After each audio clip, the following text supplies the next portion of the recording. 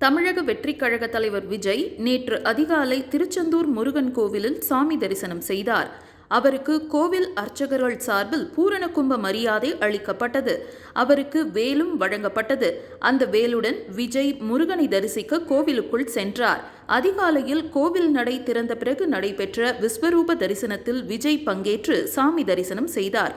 அதன் பிறகு தூத்துக்குடி விமான நிலையம் சென்ற விஜய் அங்கிருந்து தனி விமானத்தில் சென்னை திரும்பினார். திருச்செந்தூரை தொடர்ந்து விஜய் இன்று மகாராஷ்டிர மாநிலம் சீரடியில் உள்ள சாய்பாபா கோவிலுக்கு சென்று தரிசனம் செய்ய திட்டமிட்டார். இதற்காக விஜய் இன்று காலை 10 மணிக்கு சென்னை நீலாங்கரையில் உள்ள தனது இல்லத்திலிருந்து காரில் சென்னை விமான நிலையம் சென்றார். பின்னர் அங்கிருந்து தனி விமானம் மூலம் மகாராஷ்டிர மாநிலம் சென்றார். அதன் பிறகு அங்கிருந்து அவர் காரில் சீரடி சாய்பாபா கோவில் சென்று சாமி தரிசனம் செய்தார். விஜயை பார்த்ததும் ரசிகர்கள் உற்சாகம் அடைந்தனர்.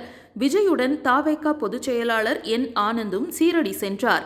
விஜயின் அடுத்தடுத்த ஆன்மீக பயணங்கள் அரசியல் வட்டாரத்திலும் பேசு பொருளாகியுள்ளது.